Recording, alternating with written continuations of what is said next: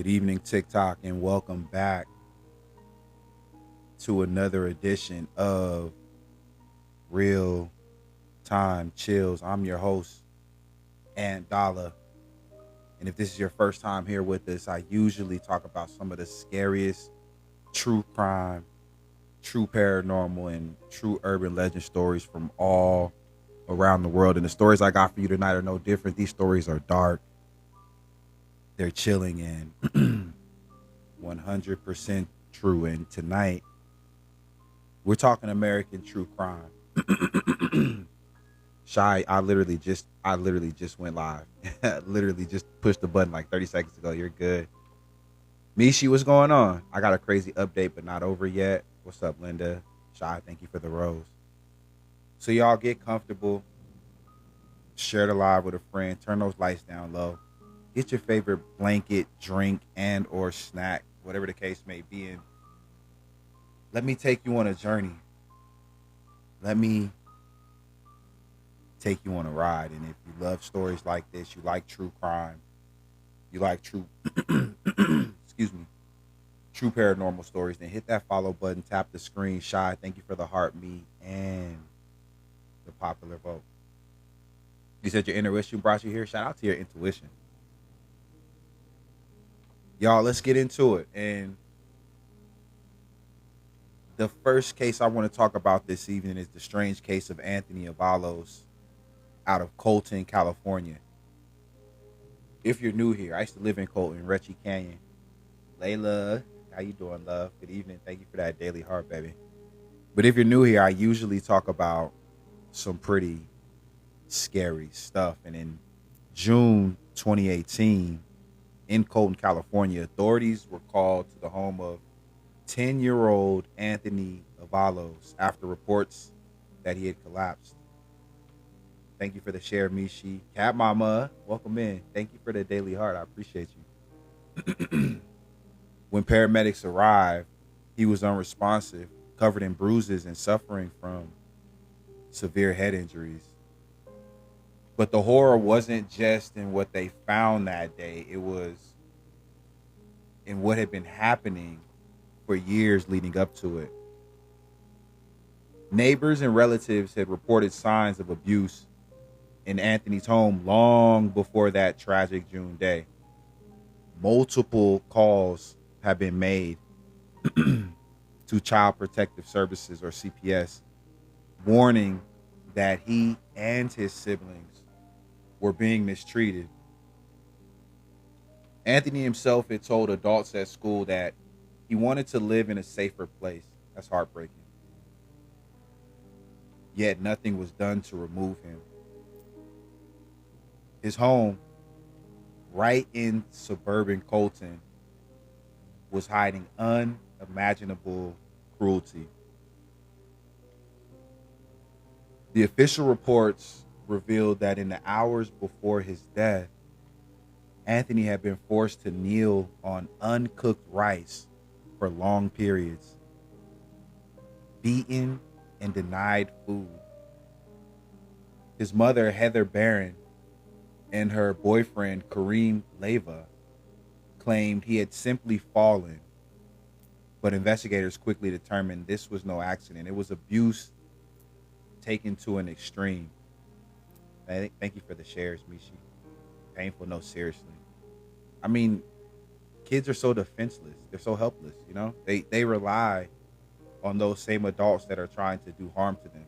It's just really unfair. It's an unwinnable fight for a child. Detectives found shocking details. Vivi says, hi, my favorite true story guy. Hi, Vivi. Good evening.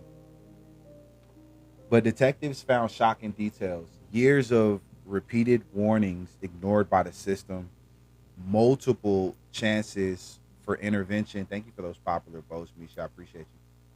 Kat, we're literally on the first story. Like, we're just right in the middle of the first one, so you're right on time. Not very late at all. And a pattern of violence against the children in that very home. Anthony's siblings later confirmed that the abuse was constant and escalating.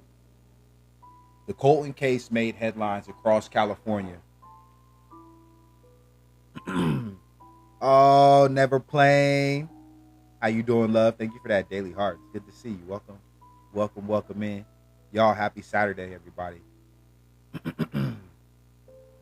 The Colton case made headlines across California, exposing flaws in how authorities handle child abuse reports. And many asked, how many times does a child have to cry for help before someone listens? The cases with children are always tough for me. Anthony's mother and her boyfriend were arrested and charged with murder, torture, and child abuse. Thank you for those popular votes, love. I appreciate you. The legal proceedings dragged on for years with shocking testimony about what Anthony endured. The district attorney's office called it one of the most disturbing child abuse cases in San Bernardino County history. But to Anthony's relatives, the trial wasn't enough. They demanded answers. Why did so many warnings go ignored? Why was he never removed from that home? Valid question, I think. Anthony Avalos became a tragic symbol of system failure in Colton, California. His death sparked outrage, lawsuits, and reform efforts, but for many, it came too late. His story still haunts the community, and it's a reminder that real horror doesn't always come from strangers. Sometimes it happens from inside the home. Eve, good evening. Welcome back.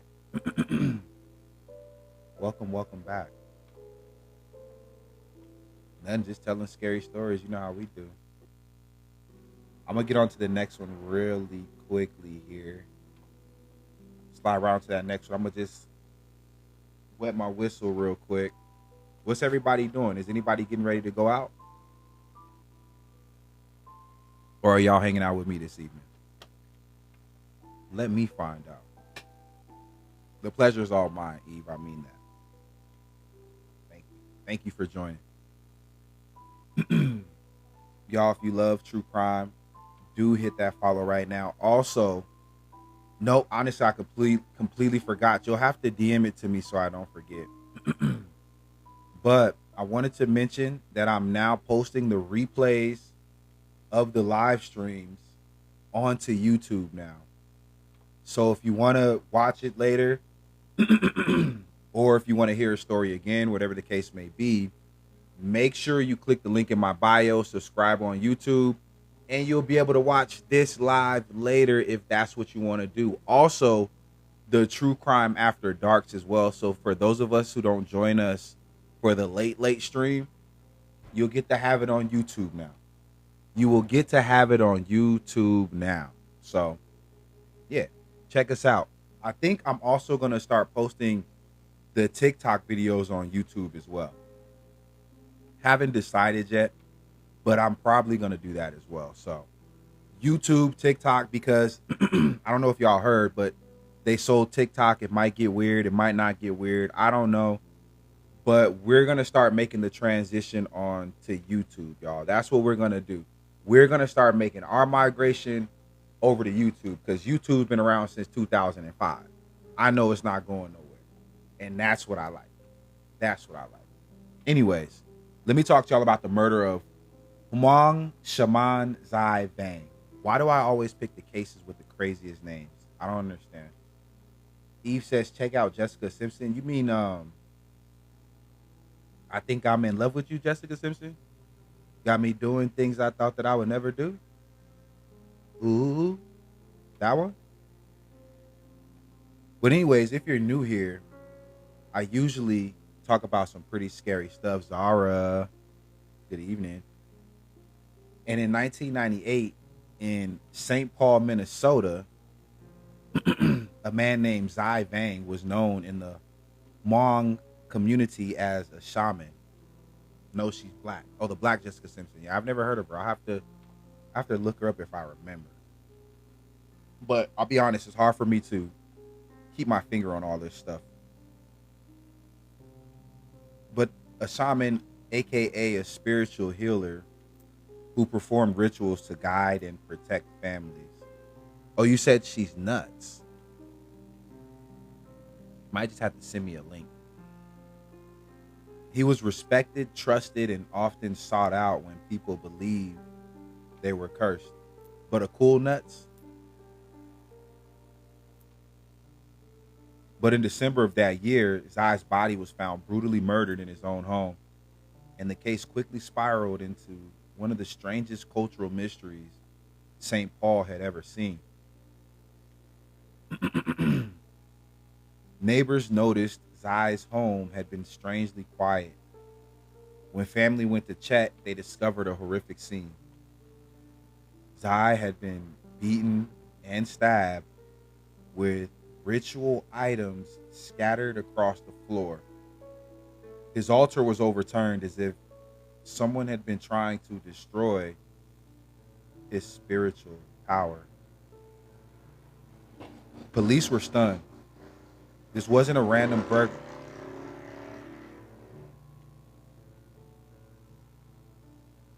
This wasn't a random burglary. Whoever killed Zai seemed to target him, not just physically, but spiritually. Word spread fast through the Hmong community in St. Paul. Extremely rude. They think that is F1 right next to my house, apparently. Some believe the murder was revenge for a failed ritual. Cherie, thank you for the daily heart. Yeah, don't they see that we're having a? Don't you guys see that we're having a live? Haven't you people ever heard of closing the goddamn door? No. Okay? Clearly no. But some believe the murder was revenge for a failed ritual. Others whispered about spiritual warfare. Dark shamans battling for power, even beyond death. Many families refused to talk to police, afraid that speaking Zai's name might invite curses or more violence. The case grew colder by the day. Angela, good evening. Happy Saturday. Welcome in. The S stands for Saturday tonight, Angela. Thank you for that daily heart as well. I appreciate you, love. So detectives struggled. Without cooperation from the community, leads went nowhere. The brutality suggested someone close to Zai, someone who knew his rituals, but no suspect was ever charged. Instead, the story became a clash between cultural beliefs and the American justice system. Police wanted evidence. Families wanted the spirits left alone. Jasmine, my day was all right. How was your day? I had a little car trouble in the beginning of the day, but I think I got it figured out, hopefully. I think I fixed it. So we'll see. But other than that, everything, pretty standard for me. To this day, no one knows who killed Zai Vang. Was it a personal grudge or something darker? An attack on the very spiritual foundation of the Hmong people in Minnesota? The murder of Zai Vang left a scar on St. Paul's east side. Even now, older members of the Hmong community avoid talking about it, saying his spirit never found peace. It remains one of Minnesota's strangest unsolved cases where crime, culture, and the supernatural collide. It was good. Glad to hear it worked out. Yeah, I think so. We'll see. We'll see. We'll have to, only time will tell, but yeah, we'll see. Definitely tried it. Voila. Thank you for the follow. And welcome back. I think you joined us for the late night live last night. Welcome back. Y'all, hit that follow button if you love true crime. Shauna, good evening. And also, these lives are being put on YouTube as well. So make sure you subscribe on YouTube. If you want to listen to these stories later on, you can take them with you. Thank you for the daily heart, Shauna, as well. So let's move on. And I want to talk to y'all. This is a case that I'm pretty sure we're all familiar with. If not familiar with the case itself, we've at least heard the name. Anybody want to take a guess what case we're about to do right now?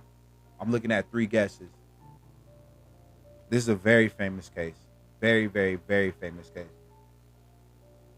Anybody want to take a guess what we're doing right now? I'm looking at three guesses. I'm looking at three guesses. Three guesses only. Three guesses only. Not Chris Watts. Nope.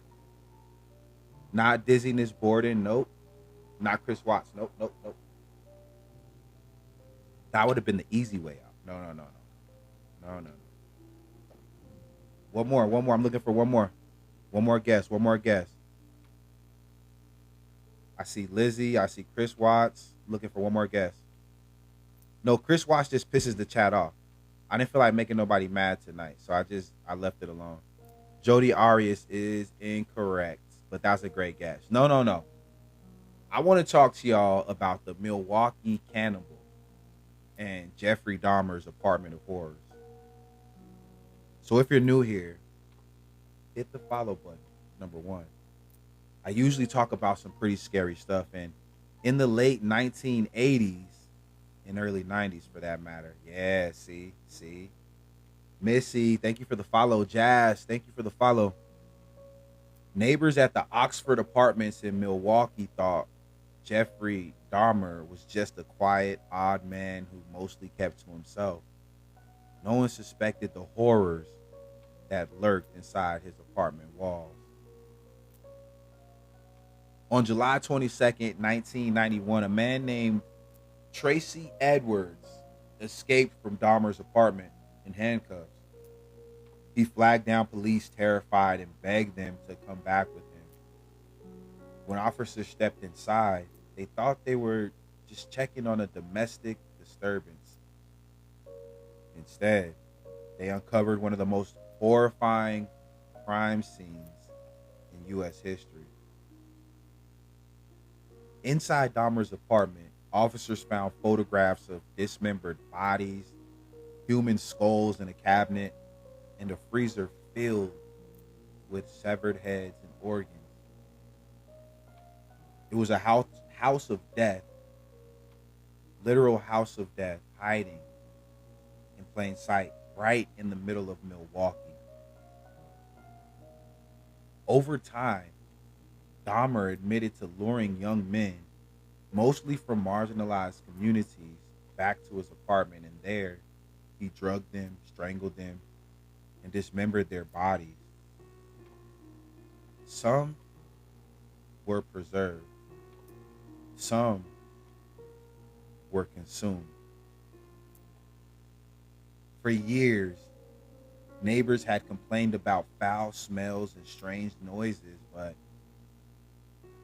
their warnings were ignored. Ooh. Dahmer was arrested and later convicted of killing 17 men and boys between 1978 and 1991. 11 years. Well, 13 years, excuse me. He was sentenced to life in prison. But in 1994, just 3 years into his sentence, Dahmer, Capricorn Queen, thank you for the follow. Shauna, thank you for the popular vote. I appreciate you. Just 3 years into his sentence, Dahmer was beaten to death by another inmate inside Columbia Correctional Institution. After his arrest, the Oxford Apartments became infamous worldwide. They were eventually torn down in 1992, but many locals say the ground itself is still haunted. People claim to feel heavy, suffocating energy if they walk past the empty lot. Others whisper that Dahmer's victims still linger, restless and unacknowledged.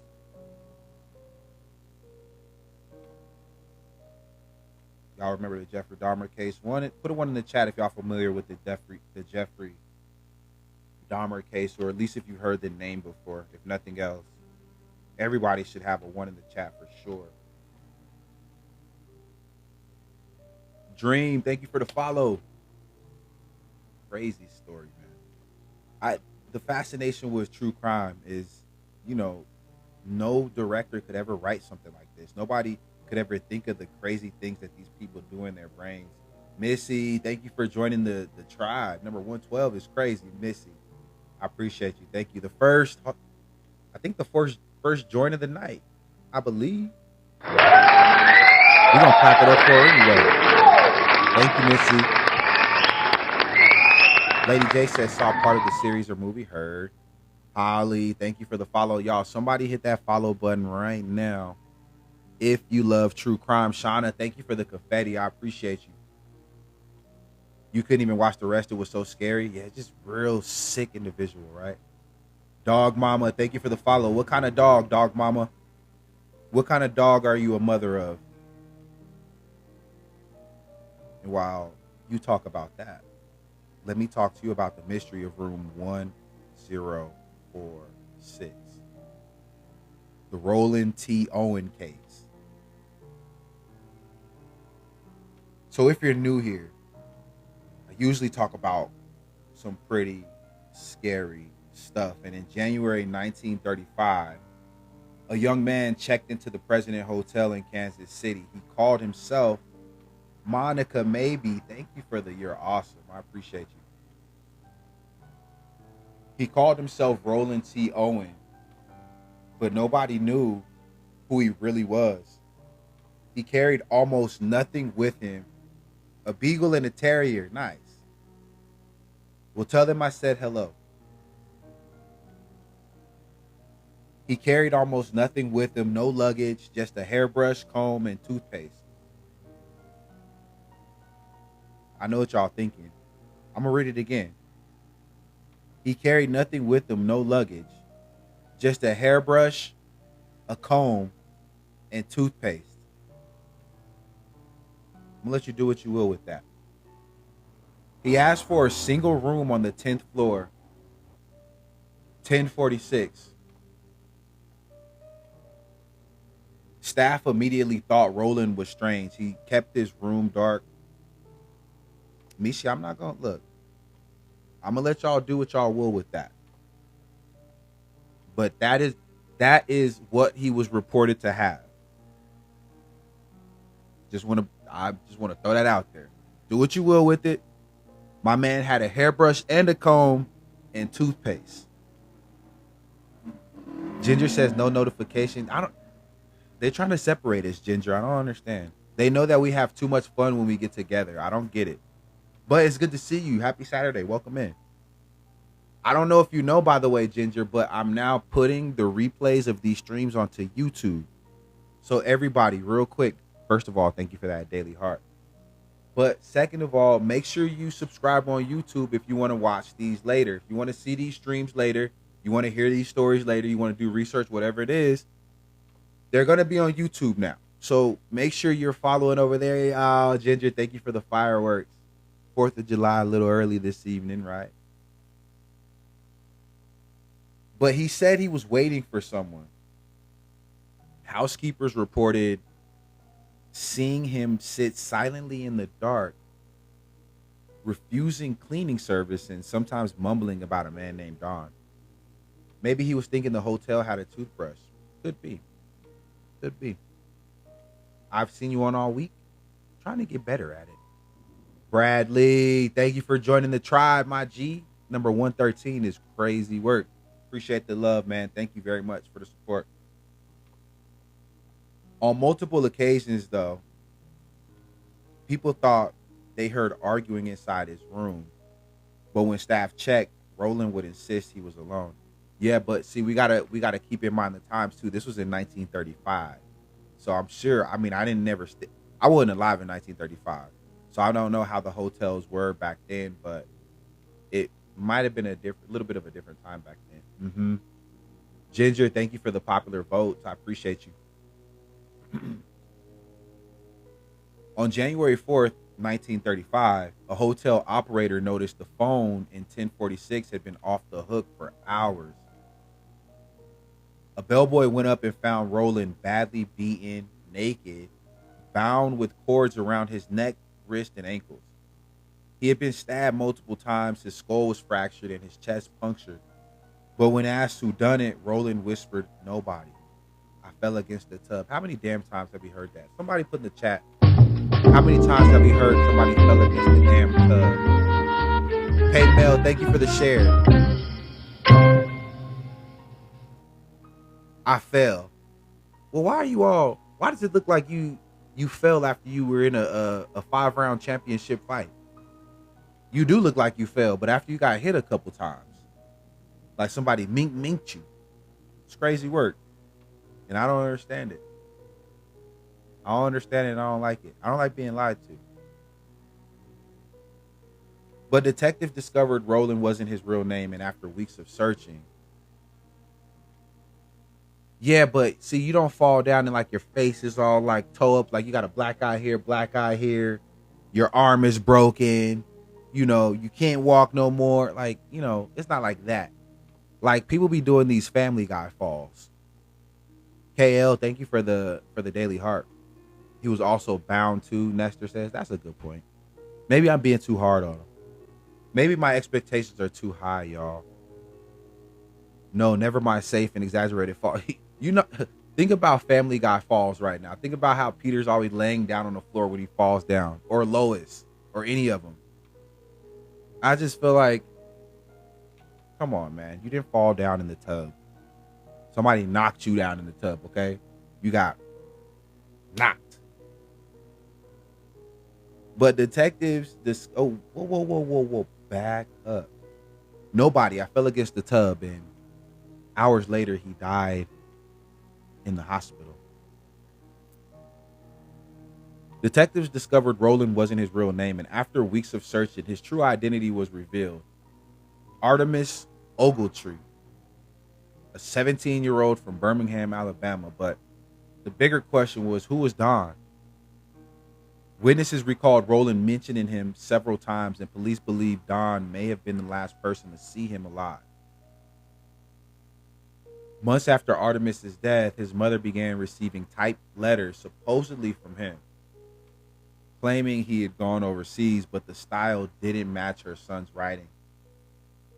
Investigators suspected someone sent those letters to cover up the murder, and to this day, the identity of Don and why Artemis was killed remains a mystery.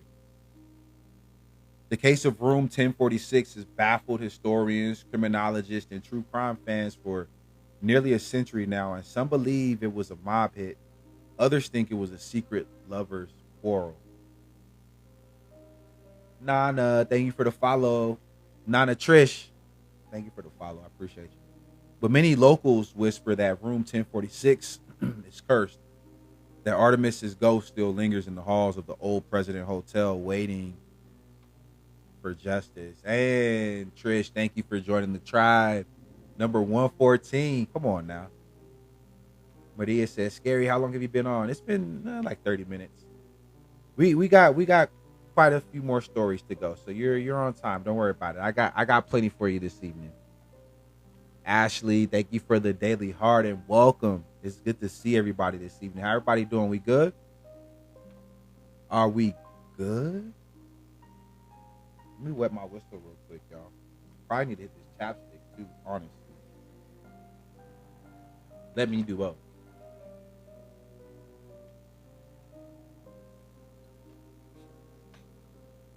Okay.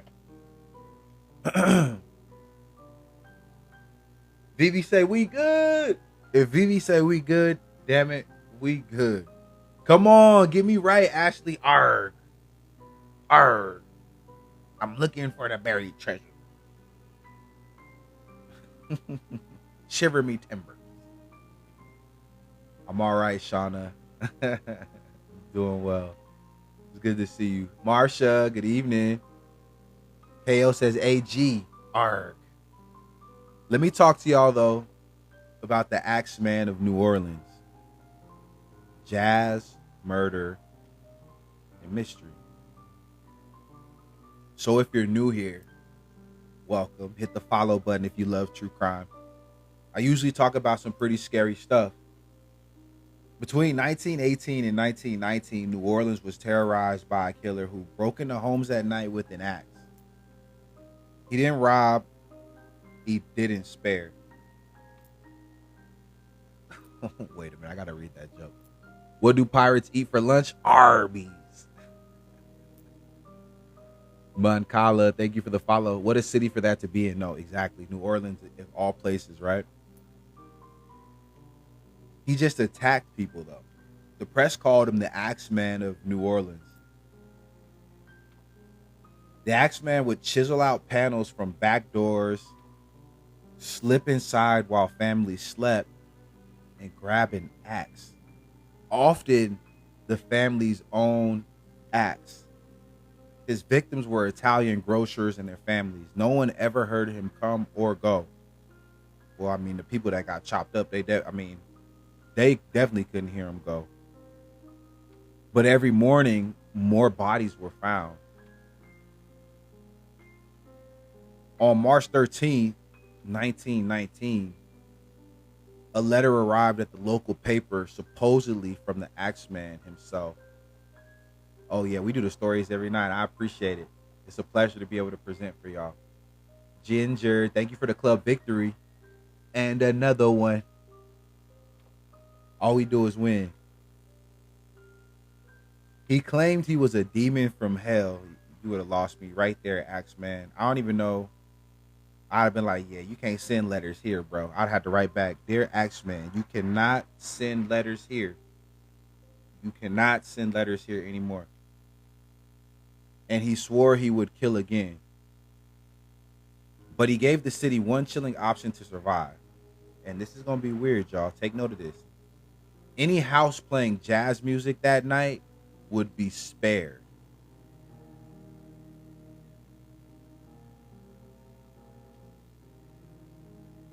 That night, New Orleans exploded with music. Dance halls stayed open. Families played phonographs in their homes. And jazz bands performed on every street corner. The city was alive until dawn, and strangely enough, nobody was attacked. Police never caught him, and some believe the Axeman was a serial killer. Others thought he was part of organized crime targeting immigrant grocers. A few even believed his letter that he was something supernatural. The Axeman vanished after 1999. No more murders, no more letters. But the mystery has haunted New Orleans ever since. Some locals say when jazz fills the air late at night, the Axeman's spirit still drifts through the streets. The Axeman's spirit still drifts through the streets, listening. There we go. That's crazy. Y'all would have been playing jazz in your house? Put one in the chat if you'd have been playing jazz. Put two if you'd have been waiting on him. Me, she probably gonna say two, because I know she's strapped and ready to go. Shauna said we got the jazz going, watercolors. I'd have probably had some watercolors playing in the background, but if I'd have caught him slipping though, you know, I keep mine on me, okay? Don't get it twisted. I keep mine on me. I mean, Shauna said she could do two if she needed to. Missy just said, I'm going to start playing it right now just in case. Play some Nina. Ooh. I'm not playing no jazz unless that jazz is quiet. The house going to be dead silence. More silence in the house than it's ever been before. All right? Eerily silent. The only house on the block. Lights will be off, everything. Please. Come on. It's like the house with the decorations on Halloween. You know they got candy. But let's talk about the mysterious death of Charles C. Clark, in Seattle's locked room case. So if you're new here, I usually talk about some pretty scary stuff. And in 1931, a wealthy businessman named Charles C. Clark checked into the New Washington Hotel in Seattle. Just days later, he was found dead in what many call Seattle's most bizarre locked room mystery. Clark was discovered lying across his hotel bed, a bullet wound in his head. His room was locked from the inside, the gun was nearby, and at first glance, Police thought it was suicide, but the evidence didn't add up. The wound angle just didn't match the self-infliction, and even stranger, Clark had been overheard arguing with someone the night before, yet no one ever saw another person enter or leave. The windows were locked, the door was bolted from within, and detectives scoured his financial records, fearing a business deal gone wrong. Others suspected blackmail, but despite witnesses hearing voices, no suspect was ever identified. The mystery deepened. How was it? Or excuse me, the mystery deepened. Was it murder staged as suicide or something supernatural? Clark's family never believed he took his own life, and rumors swirled that he was silenced over shady business dealings during Prohibition. Missy, thank you for those popular votes. Some even tied his death to Seattle's growing underground crime scene in the 1930s. Locals still whisper in Seattle that Clark's spirit lingers in the halls of the old hotel. Guests report cold drafts, phantom footsteps, and even the sound of muffled arguing, just like the night he died. Mm.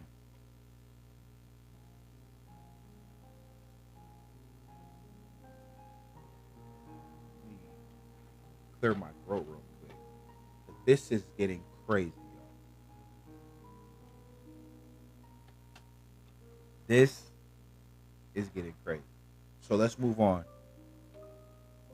Let me talk to you about the Multnomah Hotel mystery and the death of Captain Henry L. Hedges.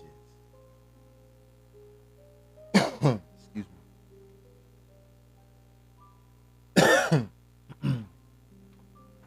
If you're new here, I usually talk about some pretty scary stuff. And in September 1911, Captain Henry L. Hedges, a wealthy ship captain and prominent Portland resident, was found dead in his room at the brand new Multnomah Hotel. What made the case so chilling is that no one has ever been able to explain what truly happened to him. Hedges had been staying at the Multnomah for several days, and on the night of September 18th, he was discovered lifeless in his locked hotel suite. The door was bolted from the inside, and the staff had to break in just to reach him. Hi, Whirlwind. Good evening. Heidi, thank you for the daily heart. I appreciate you. Welcome in, by the way. Happy Saturday. Captain Hedges was found slumped over a chair with strange marks around his neck. Some said it looked like strangulation. Others thought it was self-inflicted. But there was no weapon, no sign of struggle. Nikki, thank you for the shares.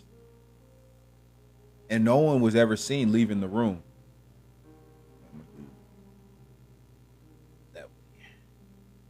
Police considered suicide, but family and friends insisted Hedges had no reason to take his own life. What does that say? Hi, thank you for the follow. I appreciate you. Y'all hit that follow if you love true crime. Don't forget. Heidi, thank you for the popular votes.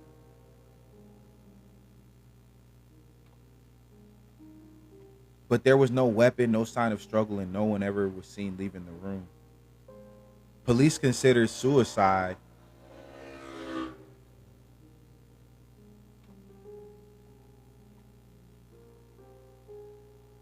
Police considered suicide, but family and friends insisted Hedges had no reason to take his own life. Missy, thank you for the daily heart and the popular vote. I appreciate you. Rumors quickly spread. Was it a business rival, a jealous lover, or something darker? Maybe an intruder who managed to vanish into thin air. I'm about to put the spike strip down, but that's why I have a moat though, Mishi, because now they'll never be able to get in here. So I think they do that in response. That's their way of getting revenge. they'll never get into this beautiful castle here. Some believed it was a carefully staged murder tied to Portland's underground shipping and smuggling scene, and others thought Hedges might have been poisoned before being strangled, but with no suspects, the case simply went cold. To this day, the Multnomah Hotel, now known as the Embassy Suites, you may have heard of the Embassy Suites before, carries whispers of Hedges' ghosts. Guests have reported cold spots, lights flickering, and even the faint sound of someone gasping for air in empty hallways.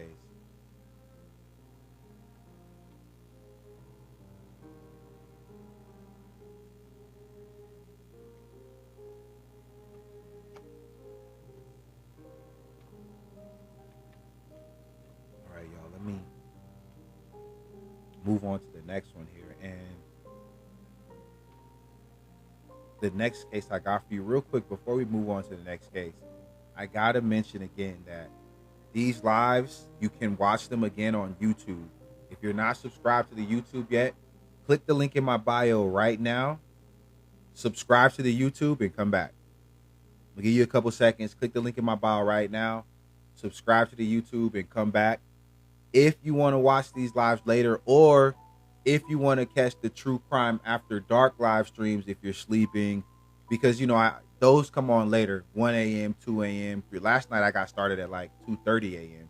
and we went till like 4 a.m. Pacific Standard Time. So yeah, no, I think it was like 4 a.m. we went to, maybe 4:30. I don't remember, but we were up pretty late last night. So if you want to catch those streams as well, subscribe on YouTube and make sure you do it now, because we're going to start posting over there as well. That being said, double tap that screen if you love true crime. Let me see the hearts on the screen real quick. And in the meantime, let me talk to you about the Ely Hotel horror, or the Ely, the Ely Hotel horror. And the disappearance of Clara Henson. If you're new here, I usually talk about some pretty scary stuff. And in November 1932, a young woman named Clara Henson, Sandra, thank you for that daily heart. I appreciate you, and welcome in. It's good to see you. Yes, indeed. How you been? But in November 1932, I see you, Mishi. Thank you.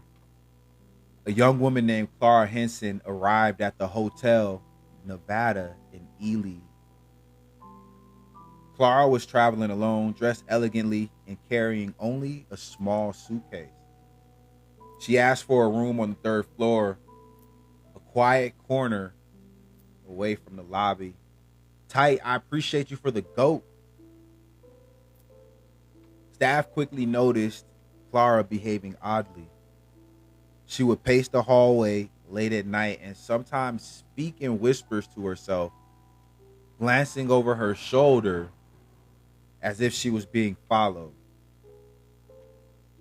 Other guests reported hearing muffled cries coming from her room, but when staff checked, no one answered the door.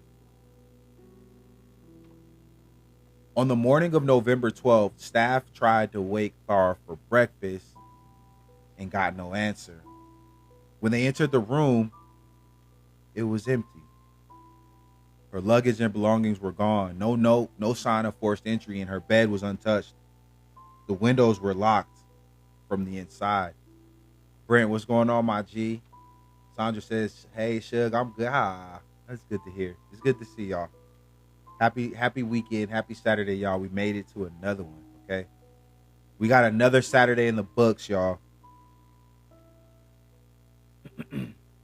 Local authorities launched a search immediately. They questioned hotel staff, guests, and anyone who had seen her in town. Some witnesses claimed to have seen a shadowy figure lingering around the hotel the night before, and others said they saw Clara walking toward the desert outskirts alone, but no trace of her was ever found. Whoa. Theories about Clar's fate vary. Level 16? Oh, come on now. Yeah, we're moving on. Come on, wait. Ooh. I got so excited I bumped the microphone. But come on, y'all. Level 16 is crazy. Crazy. I appreciate the love and support, Misha. You know I do. Thank you for that daily heart. And Tessa, welcome back. I remember you from the late live last night. Thank you for joining the tribe number 116. Now, I love 112, but 116? See the boys 112, we from the A. I might have gave y'all a preview. I didn't mean to.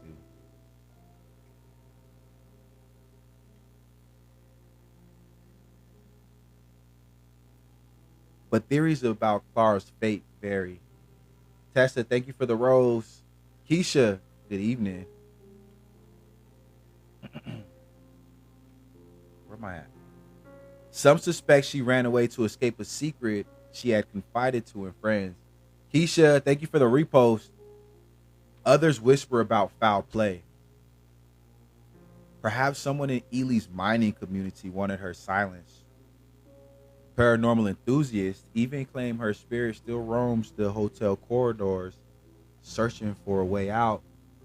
Miss Kitana, thank you for the love you so much. I love you so much, and it's good to see you.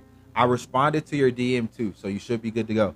I added you. You good. Nubian Night Nurse. Ooh, the Nubian.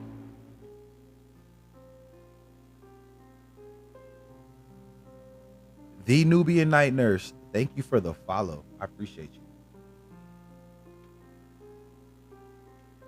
To this day, okay, you saw it. Good. Heard. To this day, the Hotel Nevada is considered haunted. Guests report cold spots, strange whispers, and doors opening and closing on their own, especially near the third floor. Clara Henson's disappearance remains one of Ely's most enduring mysteries. That's terrifying. Not terrifying mysteries, not scary mysteries, enduring mysteries. Whew. That's like when you see in perpetuity on a contract. You be like, what? In perpetuity? You mean forever and ever? No matter what, huh? Tessa says you have the best reading voice. Shauna, those mining towns in Envy are... Look, listen. If you know, you know. You should do audiobooks, Tessa says. Look, listen. If someone wants to pay me to do an audiobook, I'm down. I'm super down to do it. If you know somebody who needs an audiobook done, tell them to look me up. And I got a whole bunch of true crime baddies I can help you promote it to, too. So there you go. Let me know. We can do some work. Missy says, I'm in. There we are. See? Nubia Night Nurse with the big shout out. Yes, indeed. Come on, y'all. That's what I'm talking about. Look, real quick. Put a 1 in the chat if you want to catch a vibe this evening. Let me know. Are we catching a vibe this Saturday or are we not doing that? Let me know. It's up to y'all. Because I got something ready for you. It's a weekend. You know we got 2 of them. Because it's the weekend. Oh, so we vibing. All right, say less. We going to save it for the end, though. We ain't doing it right now. I got a couple more cases for you before we get to that. But, y'all, I just got voluntold. Exactly. You didn't have a choice, Misha. You had no choice in the matter. You had no choice in the matter. But we're going to have a good time. We're going to do 2 of them.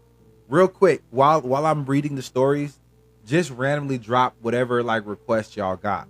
And maybe I'll play a random one. I'm not going to say which one it'll be. But y'all just drop some random vibes y'all want to hear at the end of the live.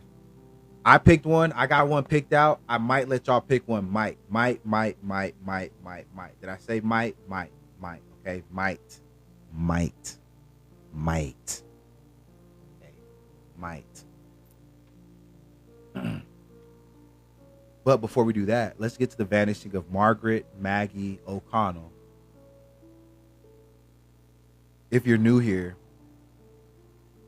I'm doing something wrong. I can't find you on YouTube. Just click the link in my bio. Tight. If you click on my face somewhere, dial right here, boom. You can go to my bio, click the link in my bio, and follow from right there.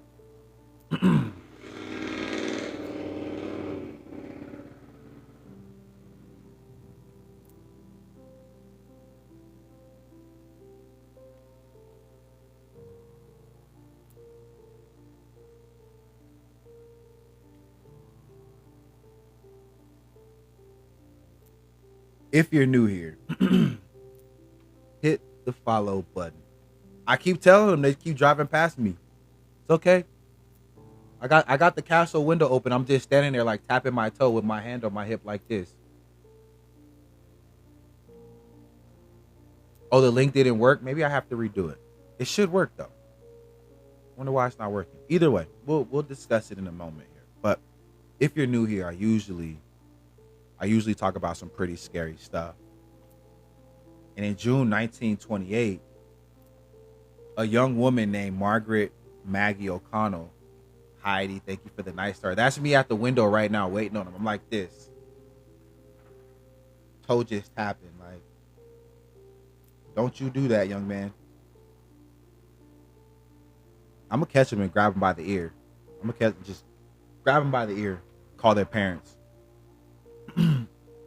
But a young woman named Margaret Maggie O'Connell arrived in Key West on a steamer from Miami. On a steamer, y'all. She had come to stay at a quaint seaside boarding house called the Conch Harbor Inn. Maggie was lively, with auburn hair and green eyes. She carried a small leather suitcase containing only her essentials. Almost immediately, the innkeeper noticed odd things. Maggie would leave her door slightly ajar at night, and neighbors reported hearing her humming a melancholy tune under her breath. A maid swore she saw Maggie talking to someone in the garden at midnight, though no one else was ever present. A chill would follow her wherever she went. Some guests even whispered, though they couldn't even explain what.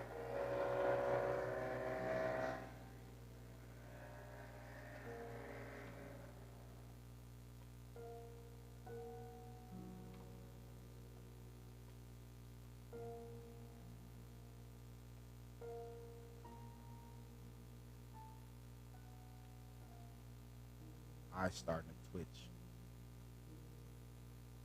doing that thing.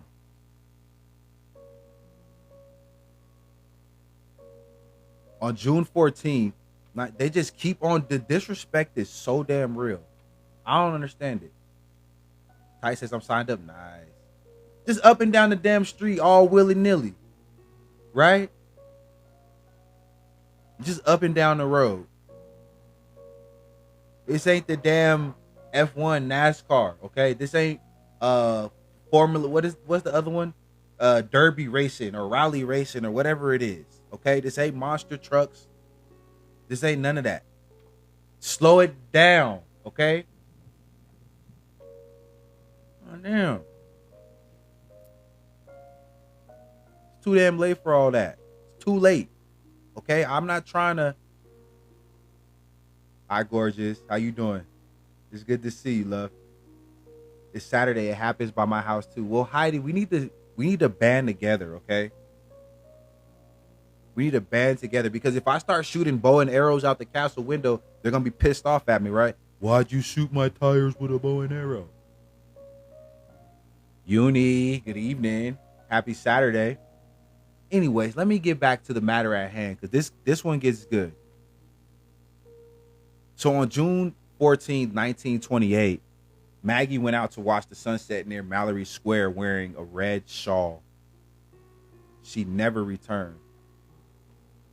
The innkeeper searched the surrounding streets and docks calling her name, but only the sound of waves answered. By morning, Maggie was completely gone. No belongings left behind, not even her suitcase, which had been locked in her room.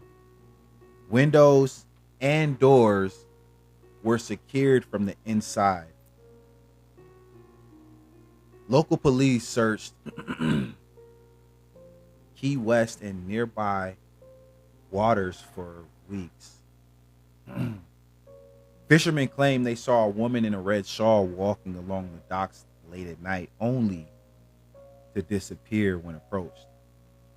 Others reported hearing faint singing drifting from the sea. Some thought she might have been swept away by the tide, but her disappearance happened during calm waters, making that theory itself unlikely.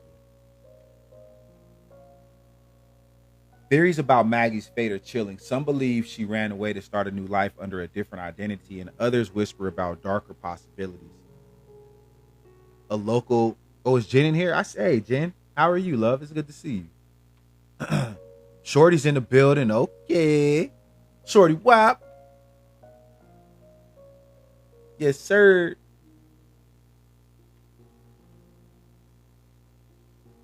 Others reported hearing faint singing drifting from the sea, and some thought she. Oh,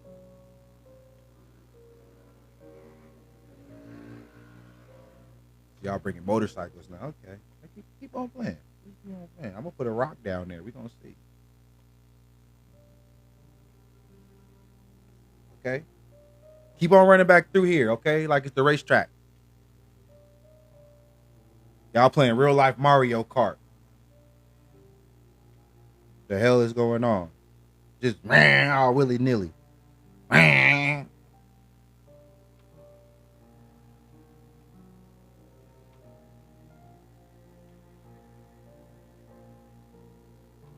But others whisper about darker possibilities. A local smuggling ring, jealous suitors, or even voodoo rituals practiced secretly in Key West at the time. Paranormal enthusiasts claim her spirit lingers near the docks, singing at night, searching for someone to find her story.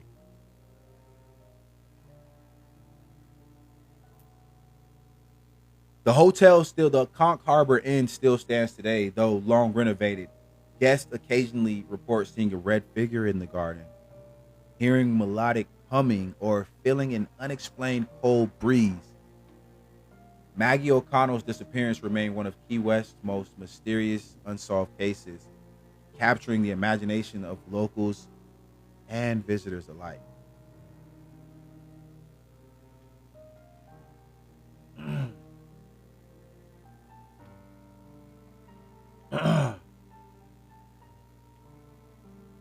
Y'all, make sure if you're not already, subscribe on YouTube.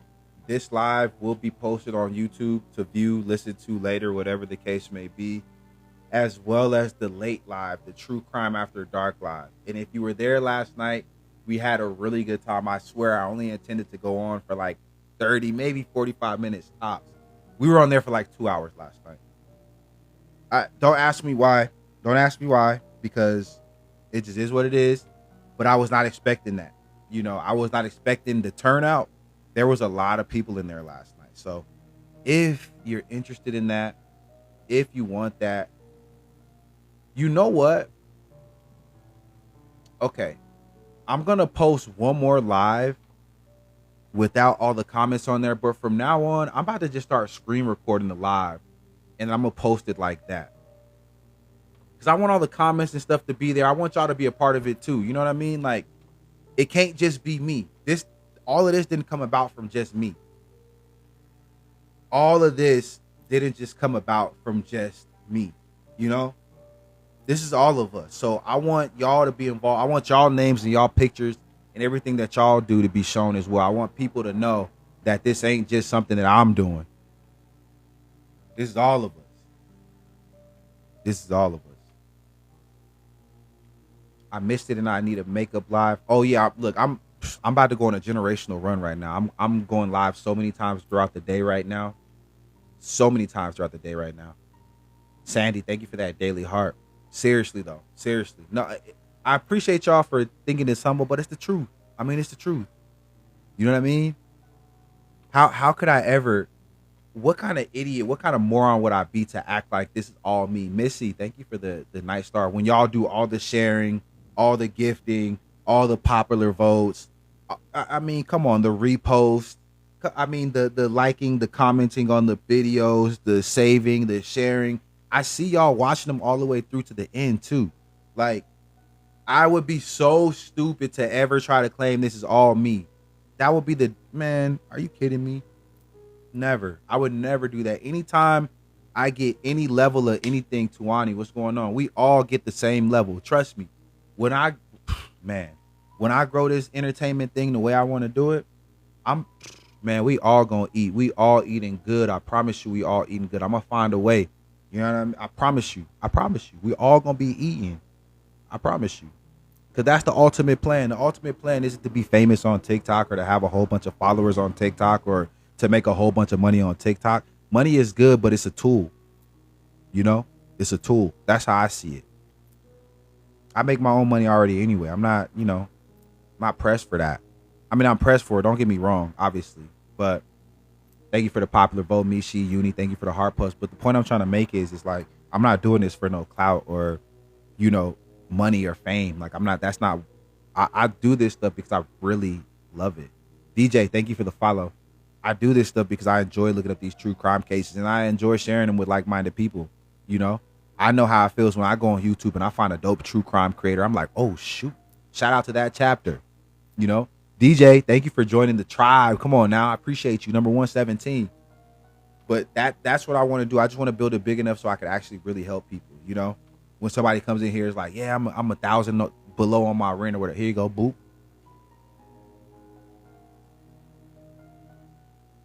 You know what I'm saying? If it was my way, that's how it would be. And I have every intention on making it that way. You know, not you got to sign up and you got to, you know what I mean? You got to kiss my ass to get helped out. Like, nah, you ain't got to do all that. You know what I mean? Because we in this together. We really are in this together. So let me stop yapping. Do y'all got time for one more before we catch a vibe? Put a one in the chat if you ain't got nowhere to go right now. And you got time for one more story and a couple vibes. I just want to know. I just want to know. I just want to know. I just want to know. I just want to know. I just want to know. And just so y'all know, again, we will be back for True Crime After Dark again. Don't miss it. Tuwani, tell him True Crime After Dark was cracking last night. Tell him we was on early in the morning acting a damn fool. Tell him. I don't think they believe me. True Crime After Dark was cracking. It was lit. The chat was lit. Katana was there too. Cracking. I'm probably gonna start like 1:30 a.m. I might start at 1, but it'll more than likely be 1:30 a.m.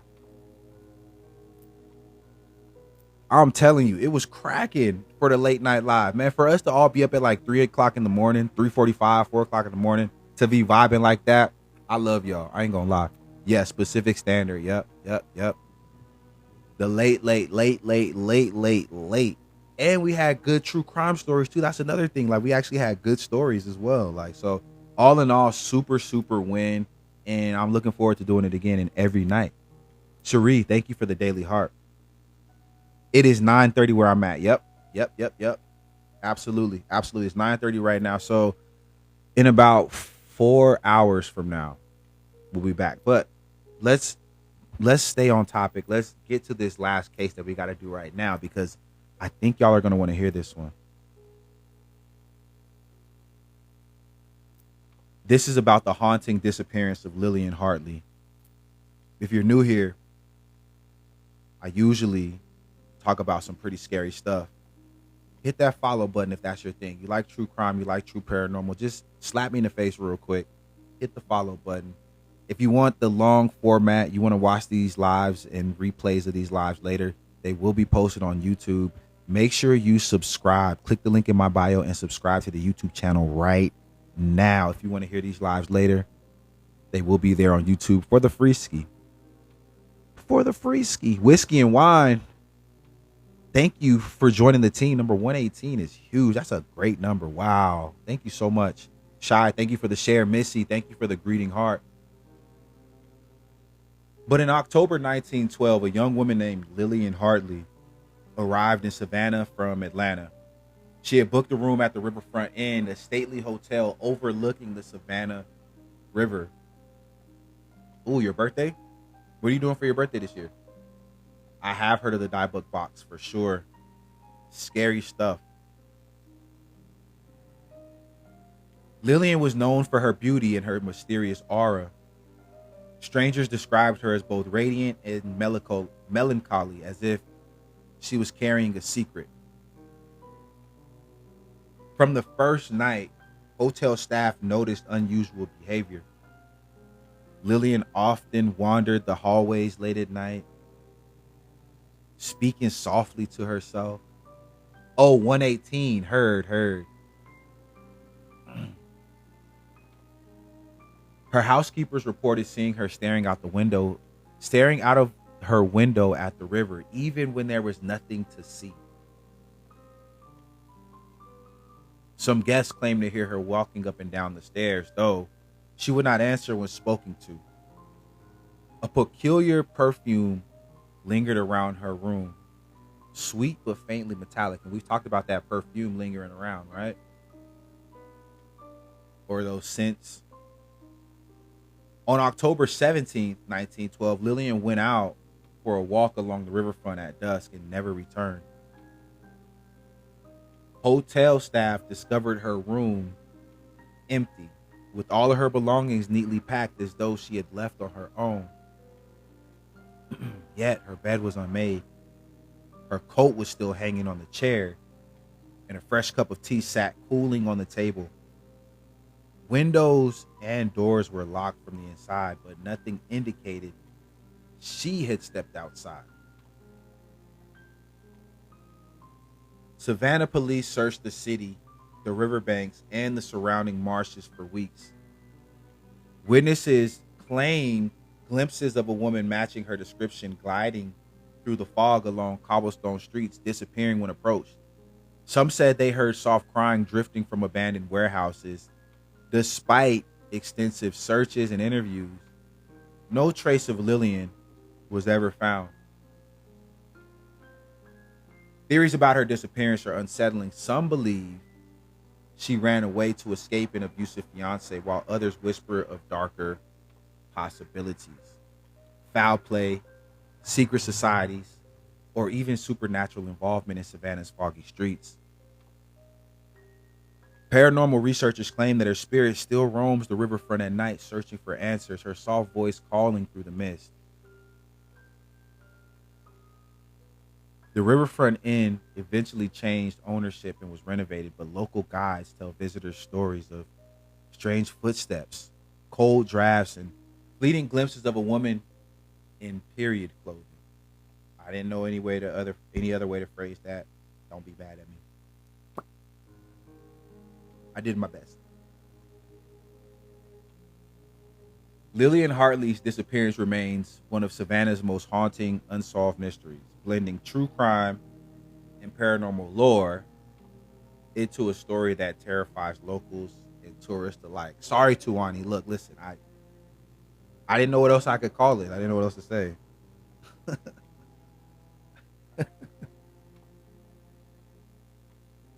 Absorbent clothing? I don't know. But anyways, y'all, real quick before we get into our vibe, let's get into a prayer real fast, y'all. Everyone bow your heads, close your eyes. Dear God in heaven, thank you again for another opportunity to fellowship, God, another Saturday in the books. I mean, that's crazy. I mean, I don't even know how many Saturdays that is now, God, but I know there are going to be 52 of them in this year. And just really thankful, God. Really thankful, really prayerful, and hopefully just continuing on the right path and just staying in your light, God, even when things seem dark for us. For those silent prayers that didn't get mentioned, God, for those in need, those in want, and those just, wanting to communicate with you and just wanting to talk to you, get close to you, God, I ask that you answer those prayers, that you be by those praying them, and that, again, you just guide all of our steps, Lord. We really don't want anything else other than to be doing what your will is for us, God, because we know your plan is greater than our plan could ever be. And we just want to make sure we're sticking to it, God. So I ask tonight, especially, please help us stay on the path that we're supposed to be on, God. And if we should ever be finding ourselves in the gutter, like a bowling ball, so to speak, please raise those barriers up and bring us right back to the middle and back to our goal, which is that strike, that X, that whatever it is, whatever that juice or spice of life is for whatever ear or mind is listening to this prayer right now, God. Just keep us focused on the main thing. Let's keep the main thing, which is you and being in control of ourselves, God, taking accountability for things. Hopefully, you had a good weekend, Lord, and hopefully, you have an even better Sunday, football Sunday. I don't know if you like football, God, but if you do, hopefully your team wins. But in all seriousness, thank you, Lord. I love you, and your name, amen. Y'all, we